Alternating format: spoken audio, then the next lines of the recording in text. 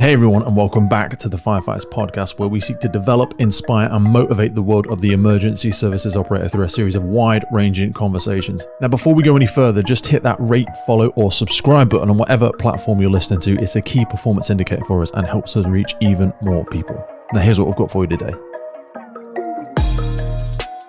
Every generation of firefighters faces a version of the same problem. The world changes, the hazards change, and the question is always whether the fire services are fast enough to keep up. Right now, we're in the middle of one of the biggest shifts in vehicle technology in probably 100 years. The roads we drive on, the cars we park, the road surfaces, and the ones we try and protect, including the multi-story structures we respond to, they're filling up with vehicles. They carry enormous amounts of stored energy in ways that most of us were never trained to understand. And when those vehicles go wrong, they go wrong very differently and very badly. They burn longer. They release chemicals we haven't had to think about before. Maybe we don't even understand. We can't even name them sometimes. They can reignite days, weeks, even months after we've walked away and think the job is done. And the residue they leave behind, both on our kit, in our lungs, on the vehicles we hand over to recovery, is something the fire service is only just beginning to grapple with. My guest today has been living inside this problem for nearly 3 decades, not as just a commentator, not as an academic watching from the outside. He's physically been building these vehicles, looking at them, testing them, electric, hydrogen, hybrid, cryogenic, before most of us had ever even said the word out loud or even seen one on the road. He's seen the fires, he studied the chemistry, he stood in rooms with manufacturers, regulators, and government ministers trying to make sure that the people responding to these incidents are not just the last to know about what is the problem and what's actually in them. He founded Project EVER, which is electric vehicle emergency response, specifically because he could see the gap between what industry knew and what the fire and rescue service was actually being told to do when we get there. He spoke at places like Fire Brigade Union, First Health and Safety Summit earlier in this year, and on the same stage where the UK government announced it was finally accepting the decon campaign recommendations. He's now turning into more research. He's focusing on a lot more research towards the warning us about what's happening, what should every concern be for every single person in these conversations. The contamination risk from battery fires does not stop with firefighters. It reaches out to tow truck drivers, to mechanics, to recovery workers, the battery disposal operators, people who have no idea what they're being exposed to. I know you're going to love this one. Please enjoy my conversation with Martin Brown, and I'll see you on the other side. I wanted to start our conversation from probably the opposite end of the spectrum, because it's something we discussed before we started recording today. So many people, when they're talking about these new technologies, is oh no, we can't deal with it. What are we supposed to do about it? What I loved about some of the work you've been doing recently, I saw you speaking at the FBU decon thing as well, is maybe starting at the other end and what's actually being left behind. Because we assume when the emergency services leave, we kind of slope your shoulder, somebody else's problem now. What's being left behind? Well, this is one of the things that we're doing at the minute is we've always been a little bit concerned about the residues that are being left behind afterwards. There's always been a little bit of a concern that there's a lot of soot.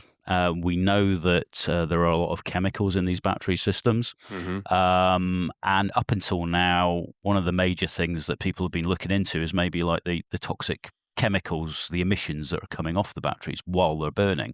Now, we can relatively deal with that, especially for the testing that we do by wearing respiratory protective equipment and things like that. But afterwards, what is being left behind in the test containers and things like that, and within the battery systems themselves. So luckily, just recently, I worked for a Japanese company called Hariba Maira, and Hariba manufacture scientific instruments for analysis, and luckily they actually opened up basically a showroom of scientific equipment on our site, because we are one of the largest UK facilities that they have. So I used this as an opportunity to actually go down and actually get the scientists that are there to actually analyze some of the residue that are left behind after these battery systems, because we didn't have the capability or cost in able to do this before. And unfortunately, the information that we're getting back is a little bit concerning, to be honest. We're finding that maybe up to 80% of the residue that's being left behind is what's known as particulate matter 2.5, PM 2.5. The problem there is that this is the same size as stuff like asbestos fibers, silicon dust from cutting and things I was like going to that. say, is this like the new asbestos? Because that's how I've heard it spoken about It could before. It is beyond a privilege to be able to bring the Firefighters podcast to you, and we are so grateful for every single person that supports, listens, shares, and follows our journey. And to help us keep doing it, create more, reach more guests internationally, and make the podcast sustainable, we're asking for you to help. And to do this, we've set up a Patreon page. By joining our Patreon community, you will get access to every single full episode archive we have ever made. Now, hundreds and hundreds of key documents that we've got in there on fire behavior, firefighter health, cancer risks, incident debriefs, and so much more. So if you feel like you want to join the Patreon crew and help us make this possible, head to patreon.com/TFFPC or check the link in any episode podcast notes. Why has no one else done this? Because it's amazing you're doing it, and Ariba and High Five and credit to them. Yeah. You didn't make the problem. Why, and I know it's probably a crap question, but like, how was it not on the obligation of the people that made these things? And there's many companies. Yes. They feel like they've done half a job. Yeah. In my words. To be honest, yes. I mean, the implication has been, to be honest, one of the major reasons is that this technology has come along so fast. Internal combustion engines have taken over a century to come to fruition, but electric vehicle systems, because we know what batteries are and we know what electric motors are, they've basically just taken that technology, put it into a vehicle system, and then says, look, yes, we've got a brand new technology. The problem that we've got is the batteries that we're using are massive. Absolutely huge compared to anything else. So there are issues associated with developing the systems and things like that. We have got very, very good at developing the battery systems. 10 years ago, if we had a problem with a battery system, it effectively exploded. We now have pressure venting systems in, lots of things like that. But because of the progress and because of climate change and all that sort of stuff, people have kind of jumped on the bandwagon and just pushed this technology forward and not actually thought about the consequences, because we use batteries every day. They're fine, Is that the over-familiarity principle that's happening? It is. It's known as the normalization of deviance. You kind of forget about the problems, and when you've had a battery fire before, it's been a relatively small battery fire and it's not been too much of an issue. The problem is, as I say, the batteries that we use in vehicles, in your phone, you might be using a battery the equivalent of one cell, whereas in a vehicle battery system, you're talking about 8,000 cells. And the perception is it's the same for one cell as for 8,000. And I always use the analogy that, if you've got a wooden pallet, you can put it out with a water fire extinguisher. But if you've got 8,000 wooden pallets, you're not going to be able to use a fire extinguisher in order to do that. But in people's minds, they think that, it's the same thing and they can carry that over. I and think not that's like a life principle with everything. I always say the poison's in the dose. Yeah. Because that's the same when it comes to nutrition, when it comes to social media, when it comes to technology, when it comes to addictions, and certainly when it comes to technological revolution. But I think historically, you referenced combustion engines as an example. Technology used to move almost binary. It had like progressive step. Now what we're seeing is like huge towers of huge towers of technology colliding. Yeah. And then you're getting mass innovation. Yeah. Things are moving forward in surges. It's a bit like compound interest. Do you know what I mean? It's like, it's not just going £1, £2, £3. It's going 1, 7, 14, 190, And then you're like, whoa. Yeah. And because there's such a tremendous capitalism aspect to this, it's almost like we're the weak cousin trying to pull the reins on. And then government is kind of sat in the front seat with the horses being the capitalist companies. And government is kind of like, as long as we're making progress and there's money coming in, these are my words, not yours, it feels like they've let go of the reins and we're reaching down into the mess going, whoa, can someone just pull back on this? I mean, who's feeding the horses? Because this thing is not slowing down and it feels like it's just getting further ahead of us. Yeah. I think the other problem that we have as well is that the perception is these vehicles go on fire, so do internal combustion engines. What's the difference? Fire's fire. Thought you knew how to do that. Fire's, Yeah. Exactly. And again, what I tell people is that it's a bit like growing up with lions. If you grow up with lions, you know that they're dangerous, but you can come up with ways of dealing with it. So people use a rifle or something like that because they're a big target, they're far away, they don't like loud noises, that sort of stuff. The problem is we're now next to snakes rather than lions. They still kill you. The outcome is the same, and the perception is, well, why don't we just use the same thing that was okay before?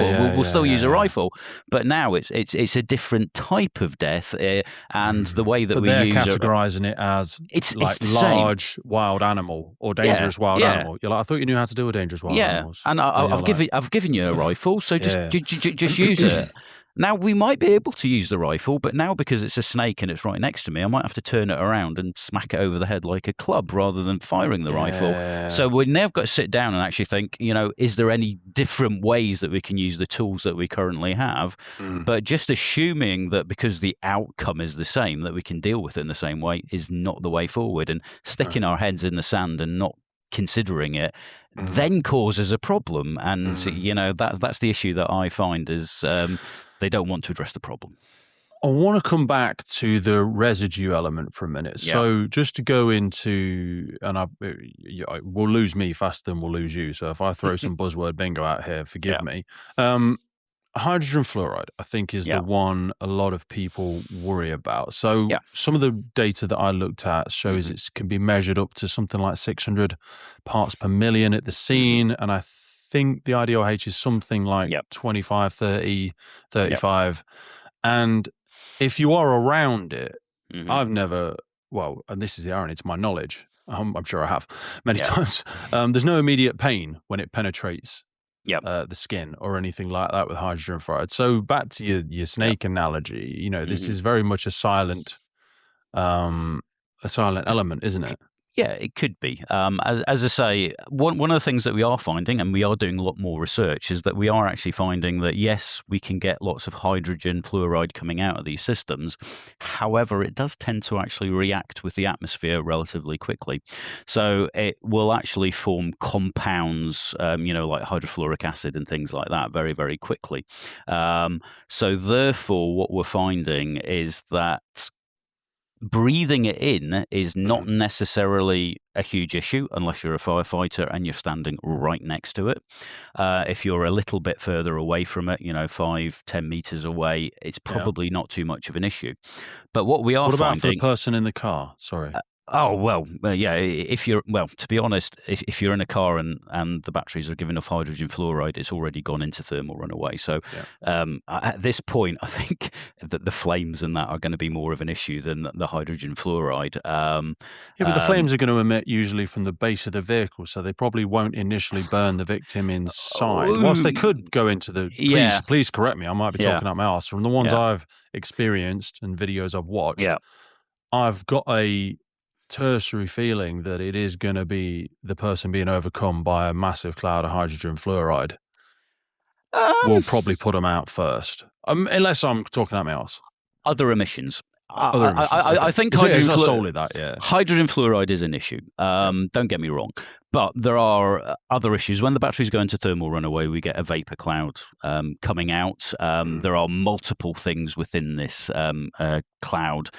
But nowadays, because of what we're doing and trying to stop thermal runaways, by the time we get the vapor cloud starting to come out, to be honest, thermal runaway is probably only seconds away very often. Sometimes it might go on for maybe 2 minutes or something like that. Okay. But as soon as we see that vapor cloud, ignition is probably not far behind.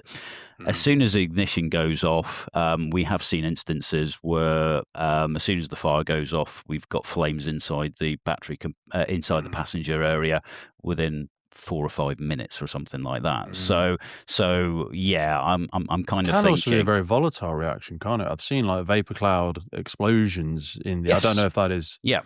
And again, this is the problem, is that the vapor cloud is started. If that ignites, especially if it gets into the passenger cabin, then it explodes as soon as it ignites. So you get this vapor cloud explosion. So yes, we are now seeing, because what we're trying to do is stop it going into thermal runaway. So sometimes we have a longer period of time where the vapor cloud is starting to come out. This can fill up an area, such as the inside of a car, or as I say, if you've got photovoltaic systems at your house and you've got a battery system, it might be flooding into a garage or a room inside your house. And if that ignites, then, as I say, there's been cases over in Germany just at the end of last year where the side of a house has been blown out because of a battery storage system has gone into thermal runaway inside. It's mad, isn't it? And that's the secondary life of these as well. Because I had 16 EV panels on my home. I've not got the batteries are still too expensive for secondhand, and I don't think the life cycle of them is going to worth it. But they will catch up, because and then the Green Army will encourage us all to get them in our homes. Yes, for largely beneficial means, and I mean we could explore the global warming conversation, if climate change conversation, if you want to. I don't think I'm an expert on any of that. The metals. So you've got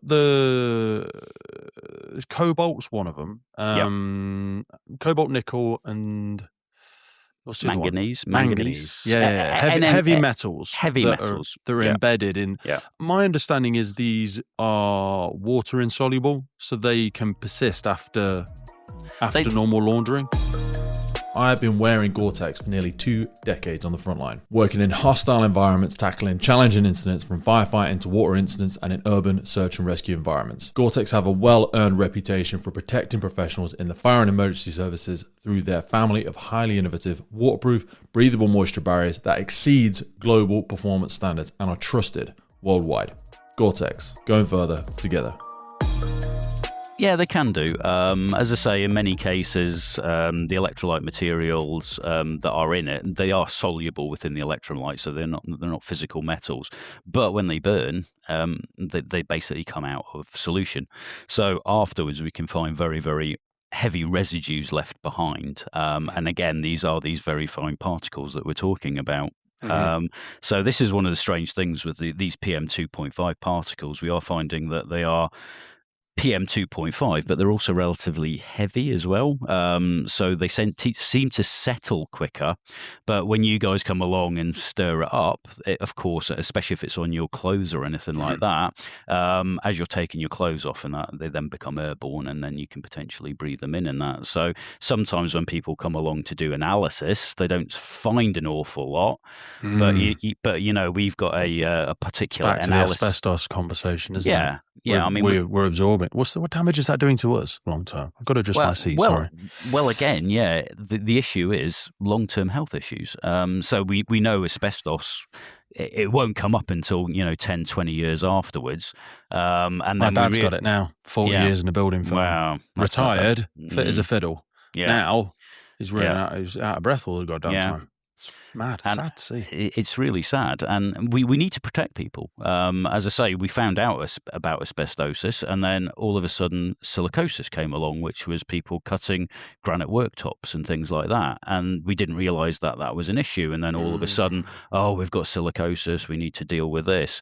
And this is why we're trying to get this message out now, is because we're finding these problems now. I don't want to wait 10, 20 years down the line and find out that firefighters, people that do repairs on vehicles, people who recycle battery systems. Is prolific everywhere as well. I wonder what the damage that's doing. Again, and again, the plastics that we use nowadays and that as well, which are also burnt and people have to repair and deal with. So we just, the whole point of this and this podcast and that is just get the information out to people and just say, look, don't stick our heads in the sand. Let's just address it. Just say, yes, there is a problem, and let's just deal with it. We're not saying stop the technology or anything like that. The technology will be beneficial, and it will reduce CO2 levels, but we can't stick our head in the sand and just say that there is no issues associated with it. We need to find out what they are and deal with it.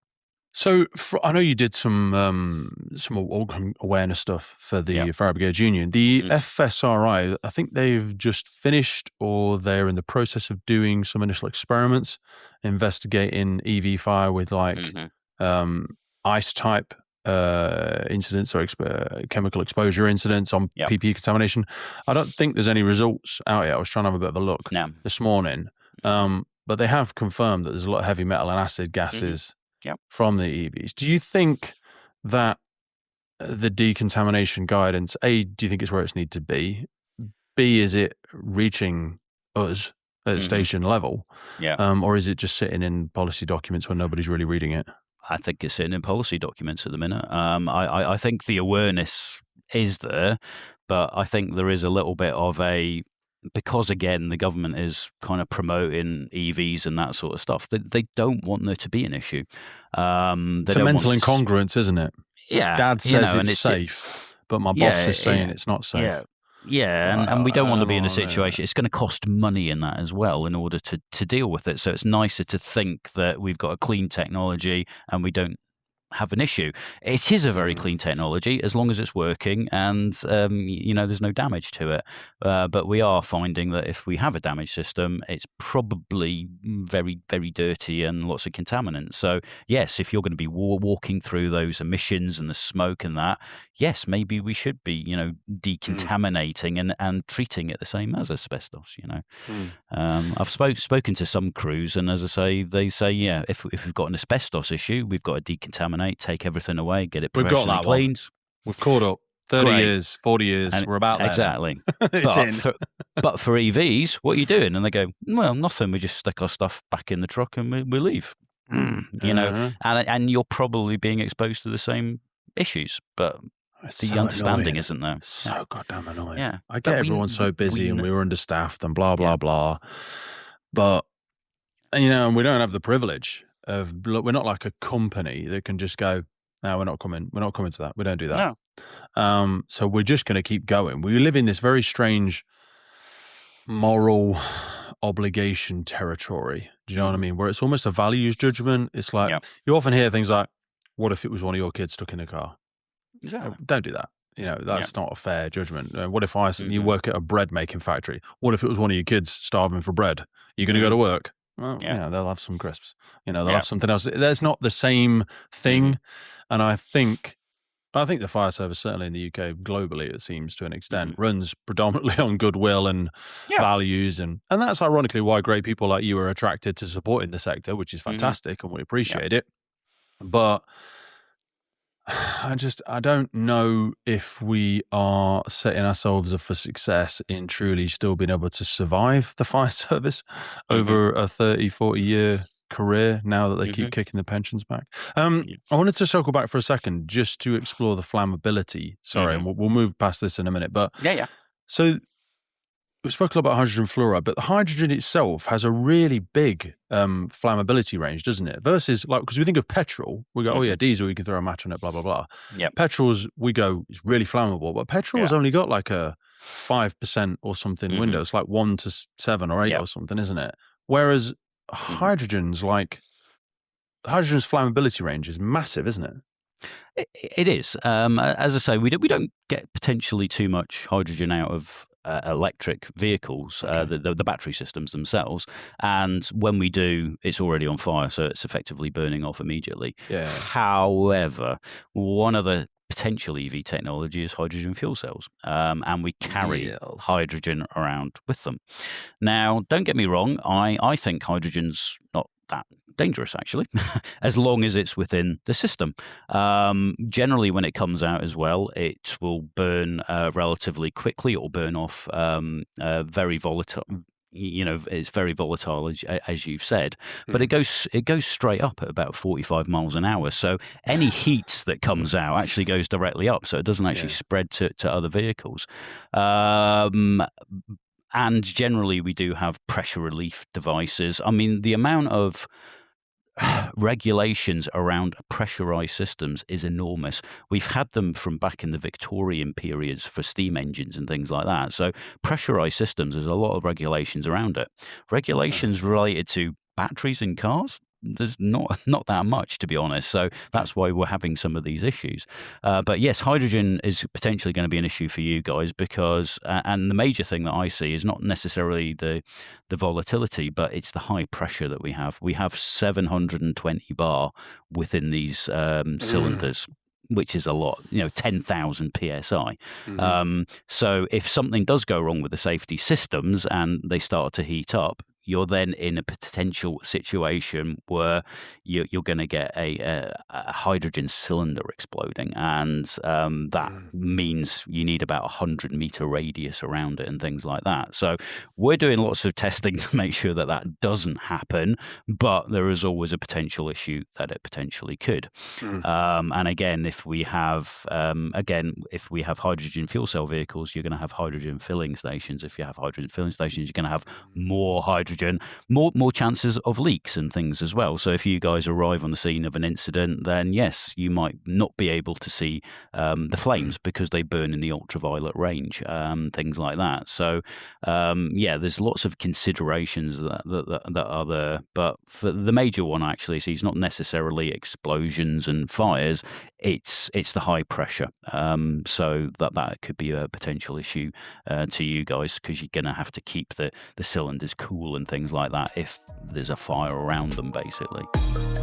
Firefighters, police officers, and first responders are now stepping into environments wired with more high voltage than ever before. Everything from electric vehicles to solar panels feeding direct current through compromised structures, overhead power lines, and illicit drugs factories with improvised lethal bypasses. Any single strike in the wrong place in this type of environment can turn things fatal very quickly, and that is exactly why we've partnered with Jafco.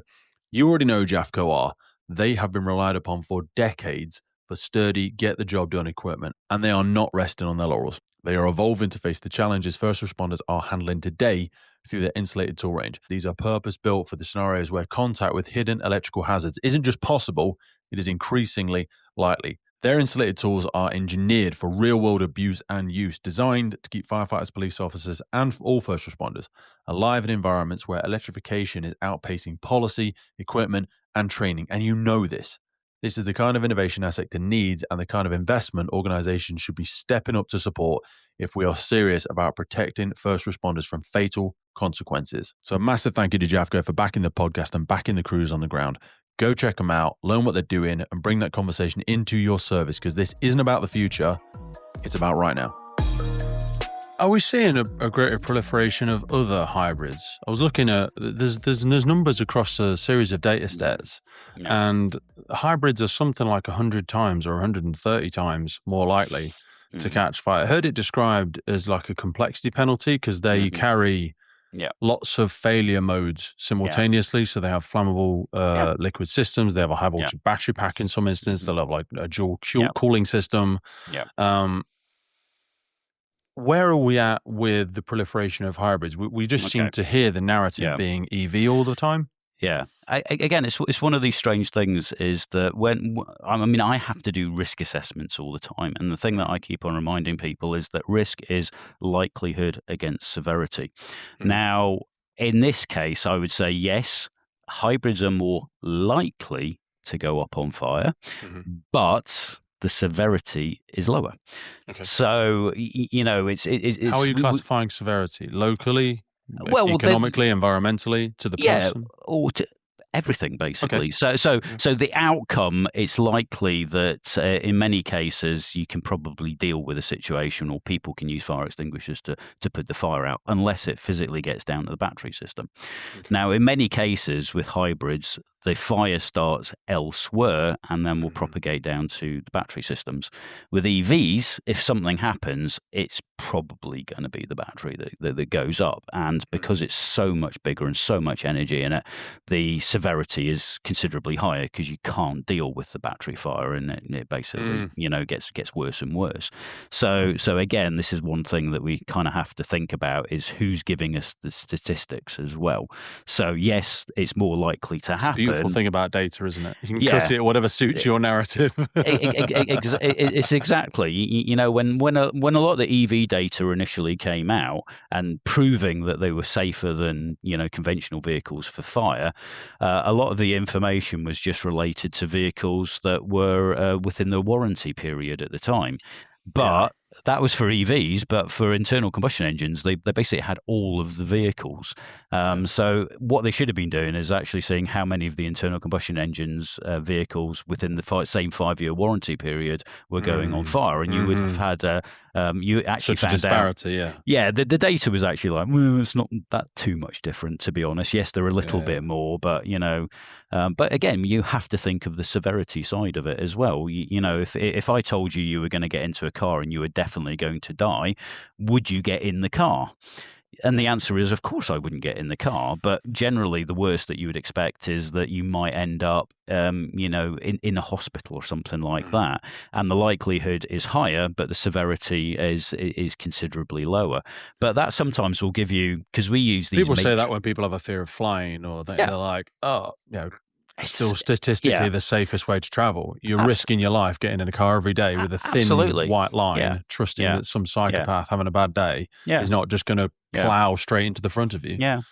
But again, you have to do that because likelihood is low, but if it does go wrong, you're screwed.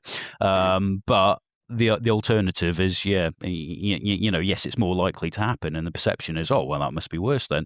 In actual fact, no, it might just be that you twist your ankle or something like that. I'd rather do that than definitely going to die.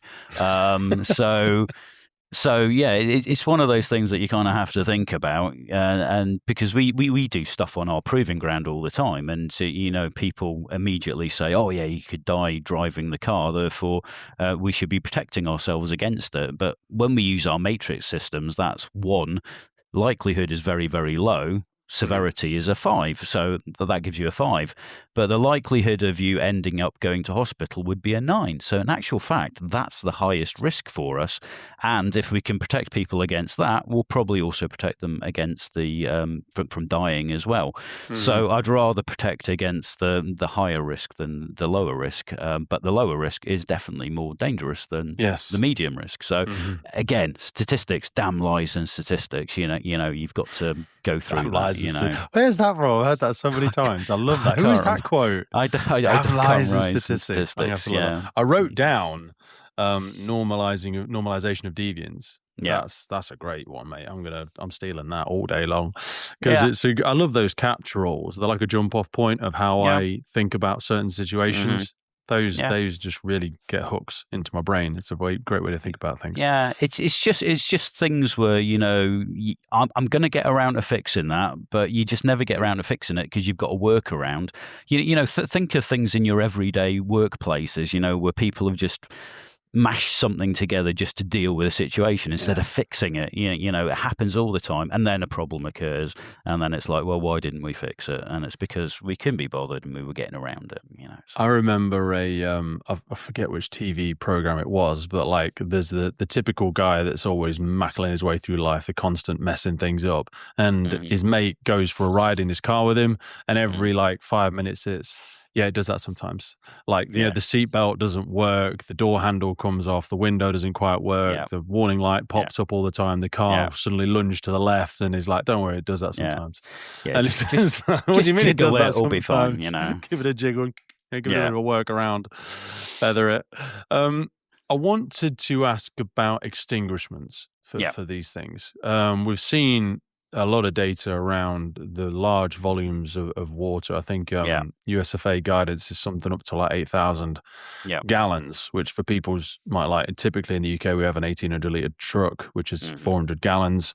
So the amount of water potentially needed, like an appliance, is potentially only 5%. Dependent on what we believe to be the most effective methods. People talk about letting them burn. There's submersion containers, piercing nozzles. There's even some specialist agents, sand.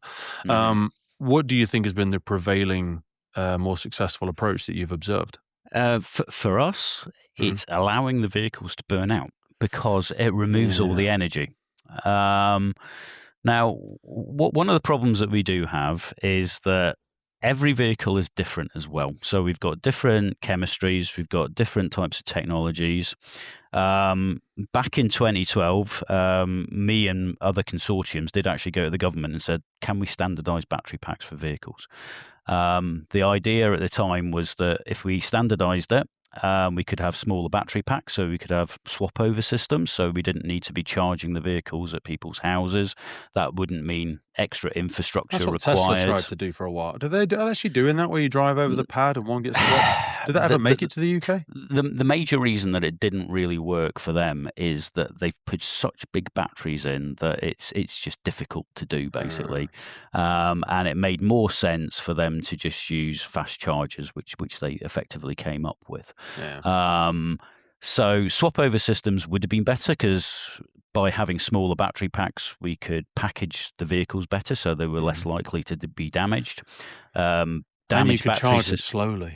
We can charge them slowly, so Which safer, because fast charging doesn't work. Fast charging creates heat, and heat is a bad thing for a battery system. It causes dendrite formation, things like that. The batteries lose capacity, things like that as well.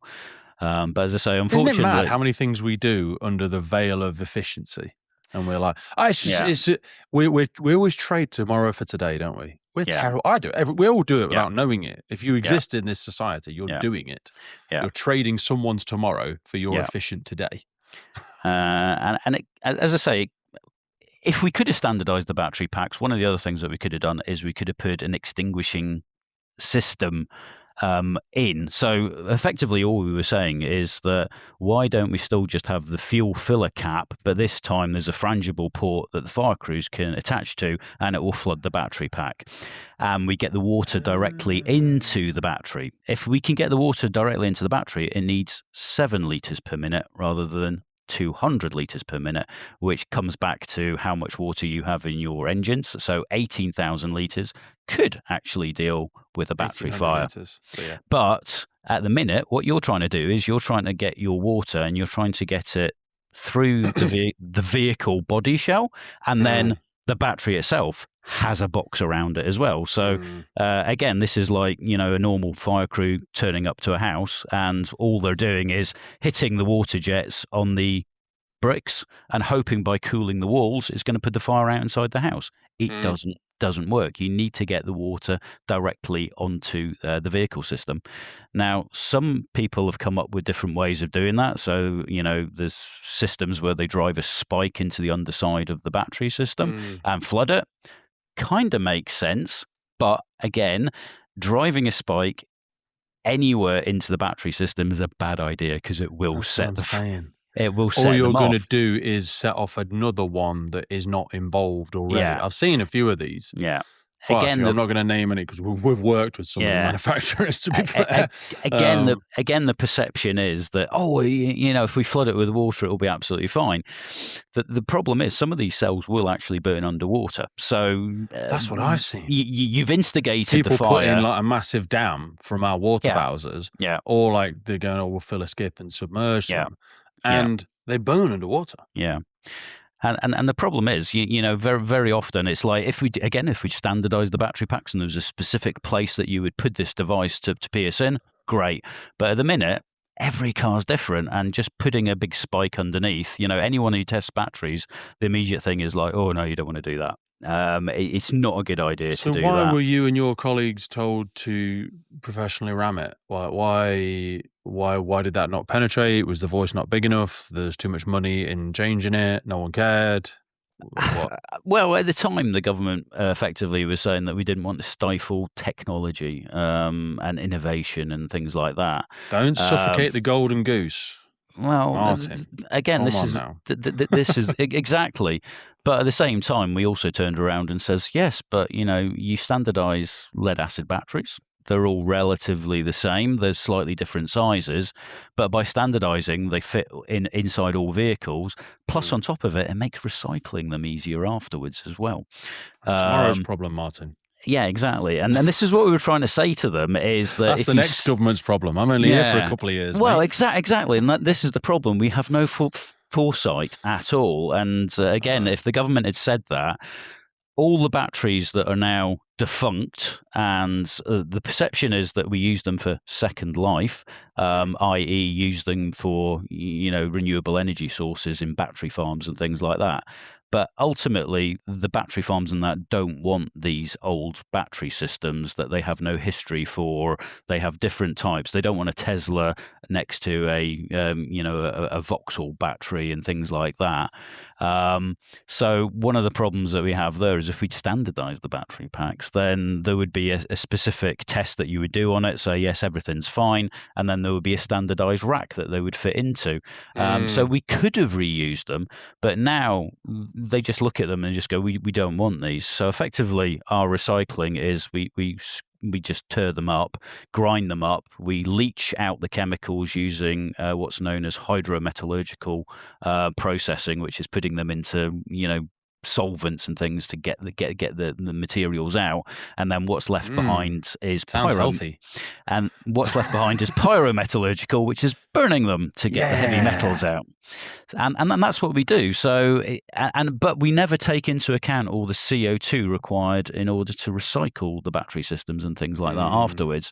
So, from an ethical process for me, as an ethical engineer, I think everything should be integrated in so that everybody you've got to can measure see the that. full life cycle of its environmental impact. Absolutely. But at the time, most people just say, as it drives down the road, at this minute, the zero CO2. But it's like, but where are you getting your electricity from? Is it coming from a coal-fired power station, which is bad, or does it actually come from a hydro scheme? One thing that I found out recently was I think if you have an electric Golf in Poland or Australia, it actually creates more CO2 than the diesel equivalent because of the way that they make electricity. So just turning to electric, you have to. It's the full picture you must see. But so I've seen this, and I'm really stretching now. So forgive me if I'm very good at getting over my skis. We can sell and buy like global green tokens and stuff like that. So we can just outsource our energy production problems and just sell them to other countries that don't care or have already got a bad rating anyway. Yeah. And then then the stats will look okay because we're making the healthy bit, but someone else is making the energy for us, and that's their problem. I mean, like they should be doing it better, shouldn't they, Martin? Yeah, but again, this is just robbing Peter to pay Paul, isn't it? Isn't it? We already know we're making too much of something, and all we're saying is, well, these people have a portion, so they can buy it off us. We're not changing anything. We're still making the same amount of emissions and that sort of stuff, which we already know is causing the problems. But by shifting it around on some bookkeeping books, then we suddenly pat ourselves on the back and say, look, what a wonderful job we're doing. And again, ethical engineering, it's just we shouldn't be doing something just because we can do something. We should be doing it so that it becomes a better technology for the future. And this is the same for EVs and that as well. It can be a good technology, but if we're sticking our heads in the sand about some of the issues associated with them, then these will come back to bite us at a later time. If we raise the issues now and deal with them and just say, look, no technology is perfect. There's always going to be some issues. Let's address what they are. But as I say, if we ignore them, they will become a serious issue. PM 2.5 matter. In a few years, everybody in the automotive industry, are they going to start having respiratory problems and things like that? I want to stop that now and make sure that never happens. And that's why we're here raising these issues. Standard PPE on the walls in like your local Quick Fit that's got a bloody BA cell or something. Imagine that. You know what I mean? That would be crazy, but maybe it's getting to that point because that company has an obligation in its own risk assessment. It can't just put 999 in big capital letters halfway down the page and the risk assessment stops there. Yeah. Are they going to get to that point? Yeah. They have to start training people in respiratory protection for the just in cases. Absolutely. And again, this is the whole point of me doing presentations like this and going to the Fire Brigade Union conferences and that is just to raise this issue and make people understand what they need to do. We always promote the use of, emergency response plans and things like that, and make sure that you speak with the local fire service, get them in, discuss it all. That's why we have such a good relationship with Leicester and Warwickshire Fire Services, because we integrate calibrate them and make sure that they understand what they need to do. We get them in, help them use the fire blanket systems that we have and things like that, and show them the different ways that they can deal with it. We're working in collaboration with the Blue Light Show, a national conference and exhibition built around one thing: blue light services do better together than apart. I'm going to be there 1st and 2nd of July 2026 at the event, getting involved with those conversations and connecting with people who really care about doing the job better across the blue light sector. I'll see you there. So I want to make this tactical, deployable, useful. Not that it's not already, but let's get into a little bit of those. So we've spoken a little bit around piercing nozzle technology, spoke a little bit around submersion containers and that they exist. You've just referenced blankets. So maybe overlay some of these for us. What good challenges have you had back? For example, visiting these organizations or when you did the FBU? What are the greatest concerns? What are the, from a cost effective, training effective, and actually does the job effective? What kind of advice are we looking to give? So the things that we find, because as I say, we burn vehicles on a regular basis and we have them in our test facility, so we have to deal with it. So we've looked at different ways of dealing with it. One, piercing. Yes, we get it. It kind of works, but it can be dangerous as well if it's not instigated in the correct location. So a high skill thing to do. So let's just say no. Because we are not training enough on them. We don't know what we're doing. You're not training. It's additional stuff, things to do. Yeah. Other things that you can do, the submersion technologies. So you've got to basically take a truck of, a container of water and put the vehicle inside it. Again, how are you going to lift it in if it's on fire? Not quick to resource. Every service doesn't have its own high-ab, Manitou, whatever. You've got to get rid of the water afterwards. It's contaminated now. There's a high chance that you've got water ingress into the battery systems as well. And this leads us on to another problem with electric vehicles is if you have a compromised battery system, it can go up at a later date. So there has been... the reignition rates is massive, isn't it? Again, so as I say, there's been issues out like when Hurricane, was it Ian, came through Florida or whatever. I saw that. But they had all these flooded cars and about 25% of them went up about 2 weeks days later after the water had passed. Yeah. They were just bursting into flames. And that's because of the water ingress inside. So it can potentially cause shorts. The water can go in, it can dry out, it starts to evaporate, the water goes up, condenses on the roof of the battery system, it drops down, causes shorts, things like that. Worst case that we've had on our site was we had a battery and it went up 3 months later. The worst one I've heard is 7 months later. So something's been sitting there and suddenly it's gone up at a later date. And that's sometimes after you've put a fire out as well. So you think it's out, you put it to the side and something's still going on in the battery system. So we constantly monitor temperatures and things on batteries to try and give us an early warning if something does go ahead. So again, submersion and companies like Tesla and that actually say don't do that to our battery systems. That's what I mean. But people are trying to sell it. So again, it's another thing is called the Dunning-Kruger effect. I don't know if you've heard of that before. And the Dunning-Kruger effect is a little bit of knowledge can be dangerous. So when you first learn something, your competency is quite low, but your confidence is very high. So, especially nowadays, you've seen a YouTube video on something and you're suddenly an expert on it. But all of a sudden, over a period of time, something will happen and your confidence drops, but your competency gets better. But what we're finding is that a lot of people who are selling items and things like that, because they have a financial benefit to it, they'll tell you wonderful things about these things, but ultimately they don't always work. And you need to find out where these people are on the graph. Are they on the left-hand side of the graph where they're just very, very confident everything's okay? Or are they on the other side where their confidence has increased over a period of time, but it's because they've learned so much about it? I think we, with respect, are goddamn awash with the Dunning-Kruger effect in the fire and rescue service. Yeah. Because A, of our experience in inverted brackets, and B, like your over familiarity with the areas, like you said, crews of attended vehicle fires, the whole careers, they feel super competent. EV looks like a car, instant looks like a car. It's when I speak to people like you or many of the academics that we have on, genuine experts tend to underestimate themselves because they understand the full complexity of what they don't know. I always say to people, I existed in a service, in an organization. I still work in an organization in the fire service. And I had a lovely blissful ignorance for the first 15 years of my career before I started doing this. And then as your island of knowledge grows, so does your shore of ignorance. You realize how much you didn't know before and how much you still don't know.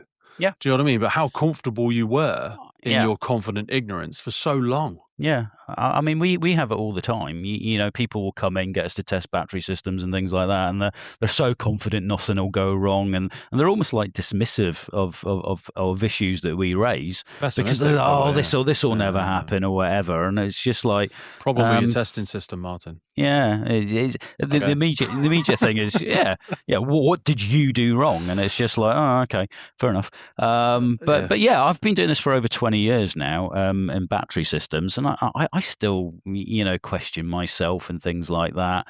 And I don't always consider myself as knowledgeable, but you then end up speaking with other people, and you're just thinking, oh my goodness, the reason I'm knowledgeable is because we have had issues. I'm learning. We only learn from our problems, but we have to learn from the problems. If we don't learn from the problems, then those problems are just going to persist.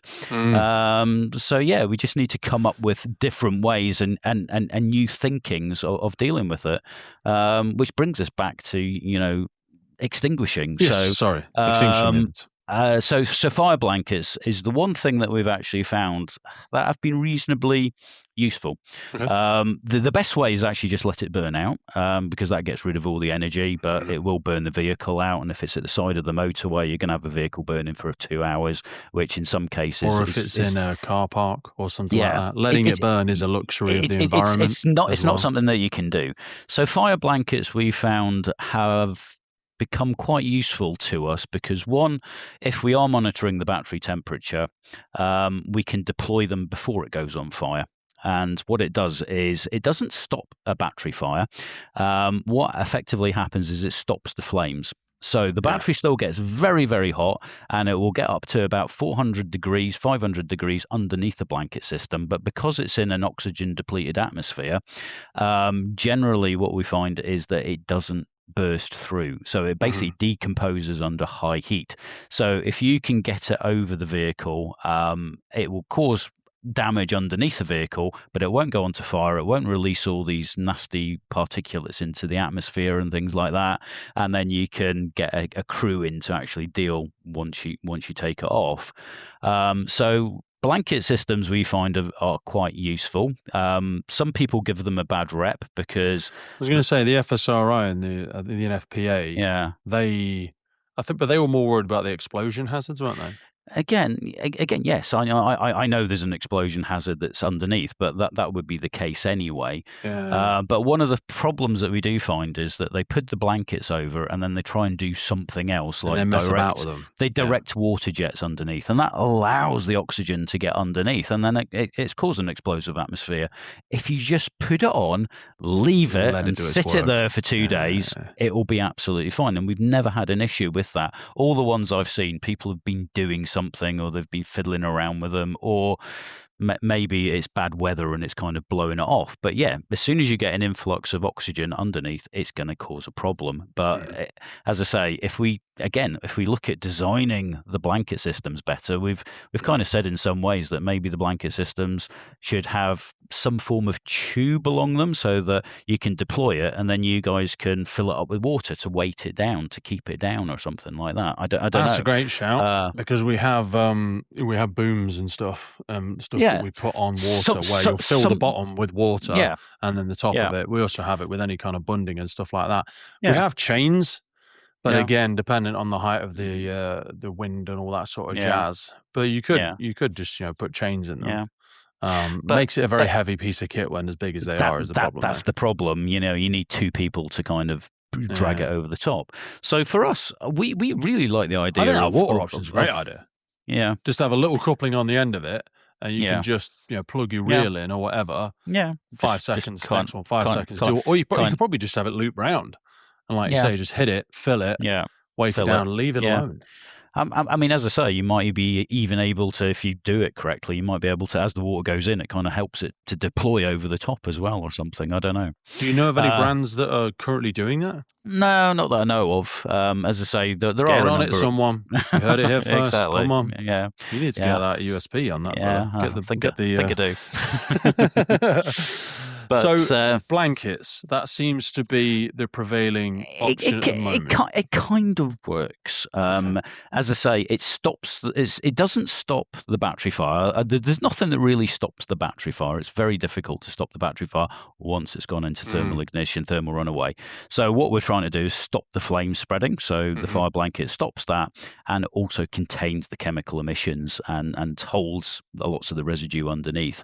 But as I say, the problem is you're going to need one blanket for every single vehicle, and it's going to be difficult and costly.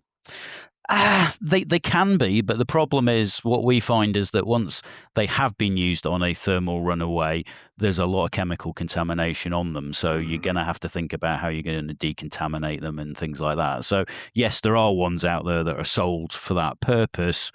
Personally, I'm in two minds. I think we do buy the reusable ones because they're heavier and more resilient to tearing because we do deploy them over systems. But if you were just going to be using them for a fire, then I'd probably just get the cheaper one-off ones because ultimately... How cheap is cheap? As a ballpark, you're still looking at a couple of £1,000 or something like that. So, do you think there'd be a process for us charging that back to the insurance companies? Well, again, this is what you're going to need to look into: is how is that fire service done? has that facility. To charge. So we don't exercise it very much. Yeah, I think it's something that maybe should be done, or it might be something that you would expect the facilities where you're attending to have them, so they deal with the cost of it rather than it going to the fire service. So what you can do is say, if you've got fire blankets, we'll deploy them for you, and again, that's why you interact with the fire services as part of your emergency plan, so that they know you've got them. Alternatively, you guys will just say, well, we'll just hit it with lots of water and then, we'll try and stop it spreading that way. It's up to you guys what you want to do. But obviously the fire blanket will actually contain it and potentially stop it spreading. It's easier to do it that way. I feel like we should be looking, and I'm just thinking live in my mind now, because if we are after paying that much for that, I feel like we should be exercising the right to charge for these, because I know it's in our legislation. I'm pretty sure it's in the Fire Services Act. I think it's Section 18 somewhere in there. If people look for Section 18, we can charge for special services, for hazmat spillages. We can charge for like commercial events if we send level 2 officers to Glastonbury or whatever. We're like, well, we need to have a tactical officer in place for this, and we can charge for it because other companies obviously charge to be there. We have a statutory duty to extinguish certain things, and do road traffic accidents. We don't typically, but something like this, I think it will take someone a bit of a passionate project, but there's enough people out there trying to solve this. I'd like to think. I just think, to just shout out to the listeners now, have a look for the Fire and Rescue Service Act 2004, Section 18 something or other. Have a look in there, because I think there's a way that we can start trying to exercise this chargeback process, because it's going to be an expensive process either way, whether it's the massive volumes of water, whether it's the resources applied to the incident, or even if we just looked at the blankets and you look to charge that back to the insurance companies. But of course, Pete, that means that the car insurance premiums are going to go up and everyone's going to hate us. So. Don't worry about it. Don't worry about it. They hate us. It was Pete's idea, everyone. They hate me anyway. Yeah, it's my idea. Don't worry about it. You know what I mean? It's astonishing what you can achieve if you don't care who gets the credit and you're not worried about it. You know what I mean? I always think, similar back to your government analogy, like real leadership is planting trees under which you'll never sit. If you've got to do a really uncomfortable long-term thing, someone's going to have to take the hit for that. And we have seen some politicians do that well. It's just becoming remarkably rare in the short-term mindset that we seem to be adopting in most things now. Absolutely. It's 4 years. What's going to get me in the next 4 years? And it's like, don't forget everything else. And people forget. What we're talking about, they don't forget. You deliver the bad news in 5 years. This is decades long that we need, because they're going to be around for decades. So, we need to be thinking about it. Take me back to the contamination, decontamination argument. I want to be respectful of our time, but this is some of the stuff you delivered at the Fire Brigade Union specifically. Is our current decontamination processes effective and efficient for the metals, as an example? Is there anything locally and useful and deployable that people could do tomorrow, rather than going, service needs to sort that, they're useless, it's their fault, blah, blah, blah? Well, how can we empower people to help themselves a little bit? Well, I think part of it is knowledge and understanding. So it's part of things like these broadcasts where we're actually telling people, by the way, there is an issue. Be careful. As I say, you don't know what you don't know. So if we can tell you some information, that will be beneficial. So at the end of the day, we do know, and we will be releasing more information and documents related to the research that we're doing, but we are finding lots of PM 2.5. Funnily enough, you guys do actually already have PM 2.5 procedures in place, and they're generally called asbestos procedures. Unfortunately, I think we're in a situation where, for the benefit of everyone, you probably need to start following them for any potential EV fires. The thing we told you to do it. Yeah, but basically. So to break those down, so that's like stripping and bagging PPE before we leave the scene. Don't take about just washing our skin, any exposed areas immediately, whether it's the wipes and stuff like that. Wash down, shower, removing and bagging the inner clothing, so 2 sets of uniform as well as just the fire kit. And I suppose that's the biggest single impact intervention they can make. We talk about showering within the hour, similar to the advice. I know a lot of the NFCC have released guidance along this, and the FBU as well, to give credit to them. Yeah. And the other thing as well is ask for more research into this area. Are we being overcautious here? Maybe, but we don't have the evidence. So I think we need to err on the side of caution at the minute and just say, look, do this until we know any better, because we know this stuff which is similar is bad for you. So let's just assume that until we know otherwise, it isn't. So let's get people in, do analysis, do swabs, and actually find out, are we overcooking things, or are we doing the correct things? The metals in our uniforms. So I know the PPE we push out, and we place that obligation responsibility to the PPE provider and the washing process they have. We obviously just have predominantly, I think we only have standard washing machines on stations for clothing. Are they sufficient for this type of contamination? Again, I'll answer with, we don't know, to be honest. More research needs to be done in this area. I'm thinking not. Otherwise, we'd just be putting our fire kit in them if they were good enough to be doing it. Maybe not. So the answer here is yes, more research needs to be done. It can't hurt, taking them off to proper cleaning facilities and things like that. But we need to figure it out. What's coming out of your washing machines and that as well. Is that contaminating the water supply and things like that as well? But research. We need to be asking the government. So how do people do that? So if I am a massive service, if I'm a massive brigade in the UK, a massive service, and I'm hearing this, and I've just moved into a new job in operational assurance, policy, procedure, guidance, maybe I'm in procurement, maybe I'm in stores and appliance and equipment, maybe I'm in health and safety. Yeah. I'm hearing Martin. I've heard him on this thing. I'm going, I'm up for that. Yeah. How do I, as an organization, imagine someone's got to plug some money into it. Do I have to go up and through the NFCC? Can I do it? Because we do see a lot of academics working with services separately. I think the ideal place might be through the NFCC so that it can then be disseminated. I think it would be beneficial that any organisations like that do some stuff. The Fire Brigade Union are doing some really, really good stuff in that area, like the Project Decon with Anna Steck, Press Anna Steck. So maybe they can work with people like like her in order to expand Don't try on and what they're reinvent the currently wheel. doing. Try and pour into what's Yeah, already working. they already know what they're kind of doing. So yeah, we want to get people into specific areas where these are happening. So yeah, I mean, I've already kind of hopefully had some conversations with Anna and that, and maybe in the future, maybe some of the guys that we have on our battery test site are potentially used as a kind of a test group, because they are exposed to these EV batteries on a more regular basis than most people. So if we find an issue with them, then it's definitely going to be an issue for you guys.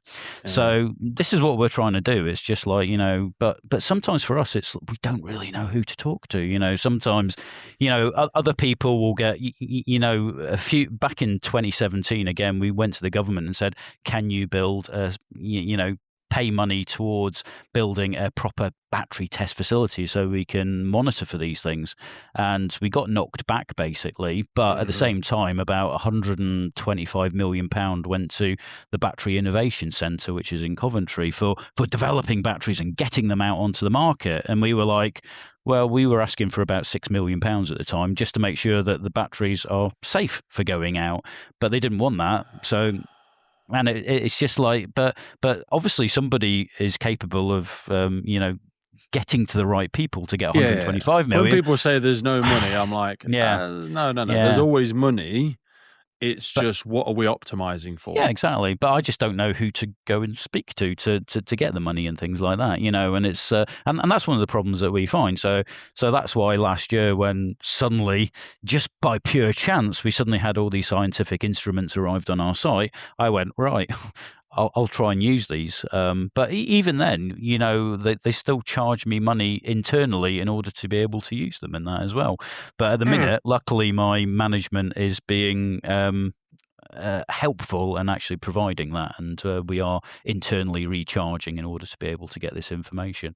And that's wonderful. And you should be. Absolutely. I argue you should be making a profit, because you're doing incredible work that is genuinely saving lives, and it's tomorrow's lives. Do you know what I mean? It's my life. It's our lives 20, 30 years down the line. And it's those chronic exposures to the, if we'd have known better, we'd have done better. Yeah, but we know now.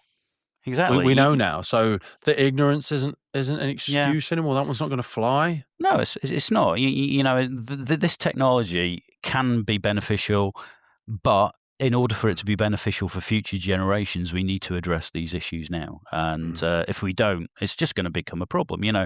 If we it's knew not about, a no, it's a how, isn't it? We're not saying no to it. We're saying, how can we do this safely? What happens if we knew about the problems with asbestos earlier and we came up with a different way of manufacturing it and creating these materials? It might now be a wonderful thing, but it's nasty. We need to get rid of it now, and that's it. There's massive benefits to it. Make a silly example. I always use the example of like smoking or alcohol. If someone came up with smoking or alcohol now, wouldn't get off the floor. Yeah. Wouldn't get it off the floor. You'd be searching around for, but sorry, like I know you said there's a lot of money in it. Yeah. But this seems really bad for people. Like there must be how can I spin this? What's the health spin? And they'll go, there's a little bit of antioxidants in red wine or whatever. That'd be about all they could come up with. And alcohol would never make it over the line. Whereas this stuff, there are some genuine positive benefits, and there's also some horrific consequences. So it's not a no, it's a how. Yeah, and again, there's always downsides to every technology, but it's how we address it. I mean, just look at cars. How many people die in car accidents every week? But they are such a benefit to the environment, the population as a whole, that we're constantly going to use them. We disregard that, but it's other things get suddenly banned. Like Kinder eggs over in America get banned. Oh, they might be choking hazard. It's like, wow. It's crazy the political beach balls that sometimes people can get behind and make such big movement. Like I'm constantly frustrated that we can't ban phones in schools in the UK. Yeah. What the hell is happening? Like I have a daughter. Yeah. And I vote for that in a heartbeat. I just feel like someone's got to put the big boy pants on and make not the horrible decision, but someone's got to be hated for a little bit for everyone to go, Yeah, it was definitely the right move. That Definitely was definitely the right thing move. to do. Yeah. Brother, I absolutely love what you're doing. I really, really appreciate it. Thank you for sparing time out No of your problem busy at all. morning to come on and have a conversation. I'd love to follow up in like 6-8 months' time. Yeah, sure. I think it's incredible. I want to keep promoting and supporting in whatever way this does or doesn't academics and companies in the UK that are trying to help and support the first responder sector. So I know you've been to a lot of services already, but I think it's only in a small area in the sort of centre of the UK. Pretty much, hopefully we'll cast this far and wide. We've obviously had a couple of professors on in the last few years to talk about this topic, but it's something I want to continue to shine a little bit more light on. What's the best way for people to reach out to you if they want to find out? We'll put some links underneath here. Would LinkedIn be the best, or is there? Probably LinkedIn's probably one of the best ones. If you want to drop me a message or anything like that, then that's probably a way forward to get into contact. We'll stick those details underneath here. You've been kind enough to provide us with a little bit of information. There's some stuff for recovery operations, working with electric vehicles. There's a great document there. If people are looking to hear, they'll get that for free. There's some presenter Q&A stuff that if people have some frequently asked questions, I'm sure people will be frustrated that we didn't ask a variety of things or topics. I stopped you, or we stopped each other, or we went in a hard left. Get in contact with Martin, guys. Like, that's the best way to do it. Ask the questions yourself. Be part of the conversation. Don't stand on the fringes and go, why is no one talking about this? Get involved. Brother, I really appreciate you. Thank you so much for your time, and I look forward to catching up with you again soon. Thanks a lot, Pete. Thanks very much. Bye then. Well, that's it for today, folks. Hope you took a lot away from that episode. We started the Firefighters podcast to develop, inspire, connect, motivate, represent, and most importantly, celebrate the world of incredible emergency services operators and the wider sector through this series of wide-ranging conversations. We really love creating this podcast and bringing it to so many people. Did you know you can also find these on YouTube? We do a lot of video podcasts now. You can head over to our YouTube page and follow, subscribe there. And as a final ask from us, whatever platform you're on, please rate the podcast. It really helps us as a key performance indicator to reach more and more people. I've been your host, Pete Wakefield. This has been the Firefighters Podcast. And wherever you are in the world, please stay safe, be happy, and where possible, please remember and support your firefighters and first responders. I'll see you next time.